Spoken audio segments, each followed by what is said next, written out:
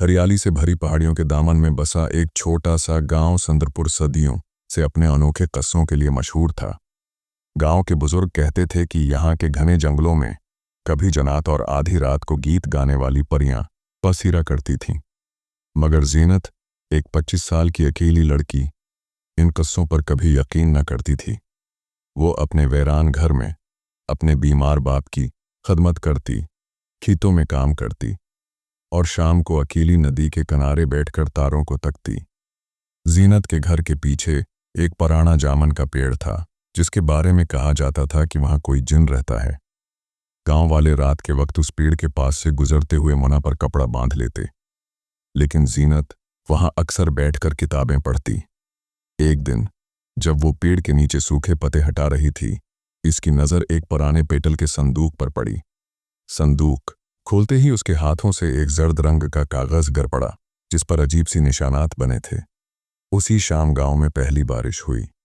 जीनत खिड़की से बारिश की बूंदें गुन रही थी जब उसे लगा कोई उसे घोर रहा है।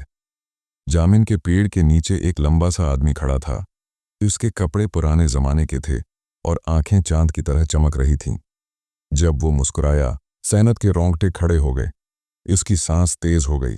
वो आदमी धीरे से हवा में घिलता चला गया।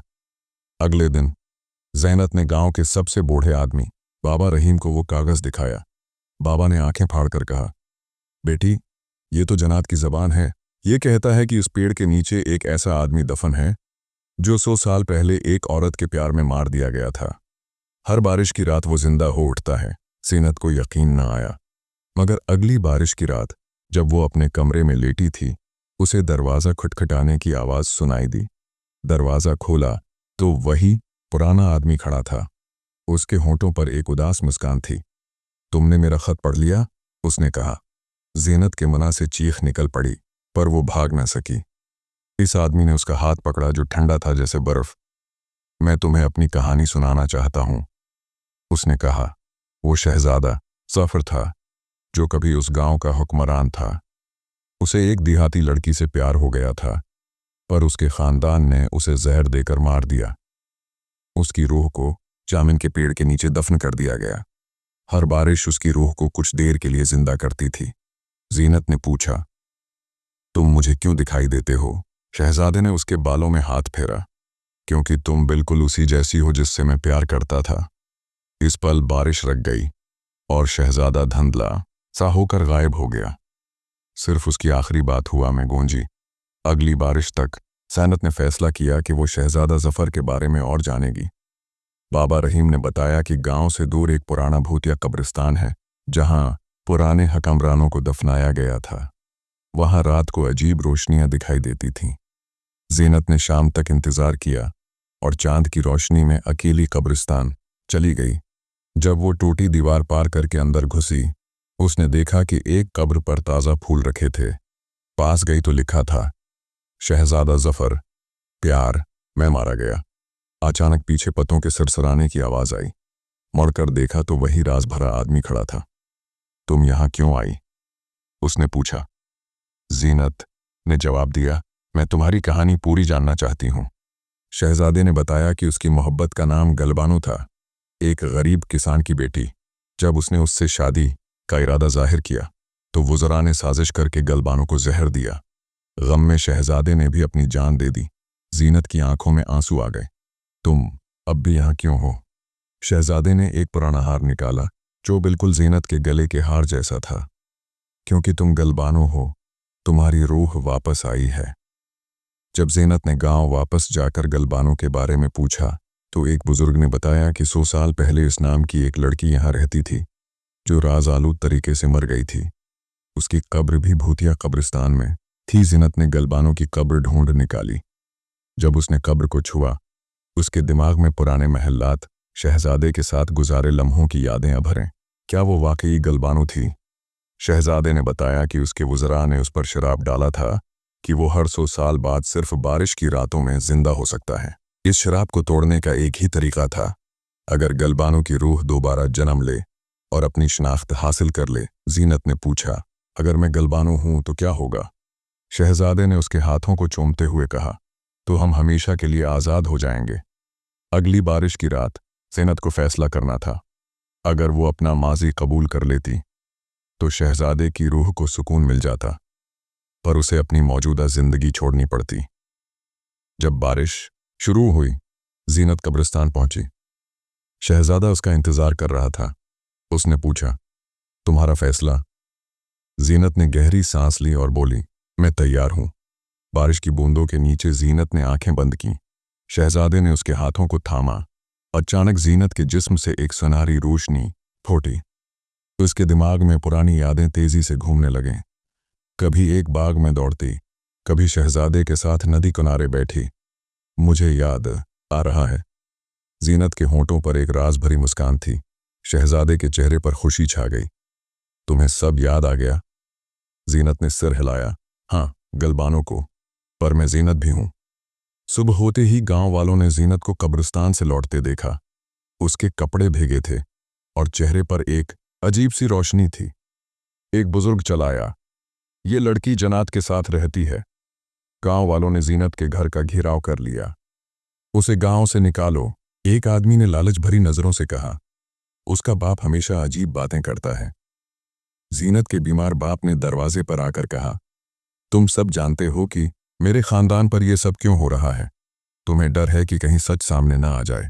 रात को ज़ीनत के बाप ने एक खौफनाक राज खोला। ये गांव वाले ही थे जिन्होंने शहजादा और गलबानों को मार दिया था।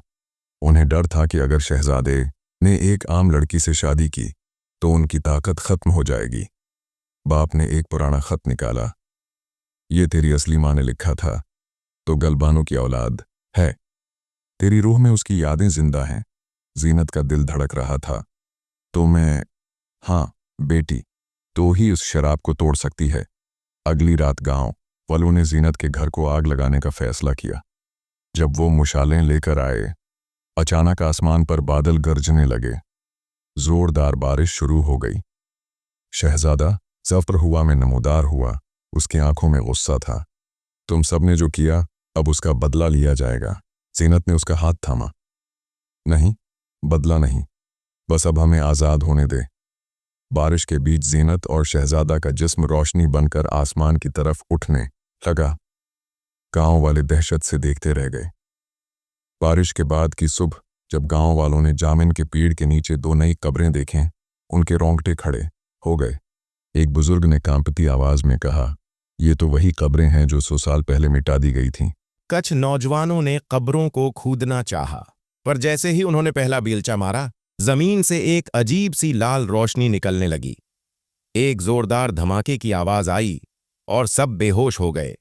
जब वो होश में आए, कब्रिस्तान का मंजर बदल चुका था। हर तरफ पुराने जमाने के फूल खुले थे और हवा में खुशबू थी।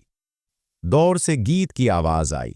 गांव वाले उस तरफ बढ़े तो एक ऐसा नज़ारा देखा कि उनकी सांसें रख गईं। एक हरे भरे मैदान में शहजादा जफर और ज़ीनत, जो अब गलबानो थी, खुशी से घूम रहे थे। उनके चारों तरफ पुराने जमाने के लोग थे जो कभी मर चुके थे। गांव वालों ने पहचाना, ये वही लोग थे जिन्हें उनके परखों ने मार दिया था। गलबानों ने मड़कर गांव वालों की तरफ देखा। उसकी आंखों में न गुस्सा था, न नफरत, बस सुकून। तुम्हें डरने की जरूरत नहीं, हम तुम्हें नुकसान नहीं पहुंचाएंगे, बस अपनी कहानी सुनाना चाहते हैं। शहजादे ने बताया कि गलबानो कोई आम लड़की नहीं, बल्कि एक दूसरे इलाके की शहजादी थी जो जंग में गुम हो गई थी। गांव के बुजुर्गों ने उसे पनाह दी, पर जब उन्हें पता चला कि वो शहजादी है, तो उसके जीवर छीनकर उसे मार दिया। तुम्हारे घरों में आज भी वो जीवर मौजूद हैं, गलबानों ने कहा। यही तुम्हारी बदकिस्मती की वजह है। गांव वाले शर्म से सिर झुका गए। एक बुजुर्ग ने रोते हुए कहा, हम माफी के लायक नहीं, पर कोई रास्ता हो तो बताओ। शहजादे ने कहा, एक ही रास्ता है, वो जीवर वापस करो जो तुम्हारे पास हैं। अगले कई दिनों तक गांव वाले अपने घरों से पुराने जीवर निकालते रहे। जब सारे जीवर जामन के पेड़ के नीचे रखे गए तो एक अजीब सी रोशनी फूटी। जमीन हिलने लगी और पेड़ के पीछे से एक पुराना दरवाजा नजर आने लगा। गलबानों ने मुस्कुराते हुए कहा, यही वो जगह है जहां से हम असल में ताल्लुक रखते हैं। शहजादा और गलबानों ने हाथ मिलाया। अब हमारा काम पूरा हो चुका है, शहजादे ने कहा। गांव वालों ने इल्तिजा की, क्या हम तुम्हें फिर कभी नहीं देखेंगे? गलबानों ने मुस्कुराकर जवाब दिया, हम हमेशा तुम्हारे आसपास होंगे, बस देखने वाली आंखों की जरूरत होगी। दरवाजे से एक सुनहरी रोशनी फूटी। शहजादा और गलबानो धीरे धीरे इस रोशनी में तहलील होने लगे। जाते जाते दोनों ने एक दूसरे की तरफ मोहब्बत से देखा, फिर सब खत्म हो गया। दरवाजा गायब था। जामिन का पेड़ अब एक आम पेड़ लग रहा था। गांव वालों ने महसूस किया कि जैसे उनके दिलों से कोई बोझ उतर गया हो। इस वाकये के बाद संदरपुर कभी पहले जैसा न रहा। लोगों ने अपनी जिंदगियां बदल दें। जो जीवर बच्चे थे उन्हें एक अजायब घर में रखवा दिया ताकि आने वाली नस्लें अपनी तारीख न भूलें। आज भी जब संदरपुर में बारिश होती है, कुछ लोग कहते हैं कि उन्हें जामिन के पेड़ के पास से हंसी की आवाजें सुनाई देती हैं। कुछ ने तो दावी किया कि उन्होंने एक शहजादे और शहजादी को हाथों में हाथ डाले चलते देखा, जो बारिश की बूंदों में गुम हो जाते हैं। पर सबसे हैरत की बात यह है कि अब जब भी कोई जामिन के पेड़ के नीचे बैठता है, उसे एक अजीब सा सुकून महसूस होता है, जैसे कोई उसे कह रहा हो, तुम्हें डरने की जरूरत नहीं, मोहब्बत हमेशा जिंदा रहती है। एक दिन जब संदरपुर अपने रोज के काम काज में डूबा था और लोग पुरानी कहानियों को महज ख्याल समझकर भूल चुके थे, तब कुछ ऐसा हुआ जिसने सदियों पुरानी इस दास्तान को फिर जिंदा कर दिया। आसमान में बादल छाए थे, हल्की बारिश हो रही थी और वहीं पुराना जामिन का पेड़ खामोशी से खड़ा था। एक छोटा लड़का जो पैदाइश से गौंगा था, रोज उस पेड़ के नीचे बैठता। लोग समझते थे कि वो बस छांव में खेलता है, पर वो वहां एक अनोखी सुकून की तलाश में बैठता था। उस दिन जब बारिश की कुछ बूंदें उसके चेहरे पर गिरें, उसने आंखें बंद कीं और अचानक अपनी मां की तरफ मड़कर बोला, मां। उसकी आवाज साफ, मीठी और गूंजदार थी। पूरे गांव में सन्नाटा छा गया। लोग दौड़ पड़े, उसकी मां के आंसू छलक पड़े और सबकी जबान पर एक ही सवाल था, ये कैसे हुआ? इसी पल कुछ लोगों ने देखा कि जामुन के पेड़ के ऊपर एक हल्की सुनहरी रोशनी लहराई और उसमें दो परछाइयां अभरें, एक शहजादा और एक शहजादी जो एक दूसरे का हाथ थामे मुस्कुराते हुए। ये नजारा कुछ पल का था, पर उसकी गहराई ने हर दिल को छू लिया। लोगों को समझ आ गया कि गलबानो और शहजादा कहीं नहीं गए, वो यहीं हैं, हर बूंद में, हर हुआ के झोंके में और इस जामुन के पेड़ की हर पत्ती में।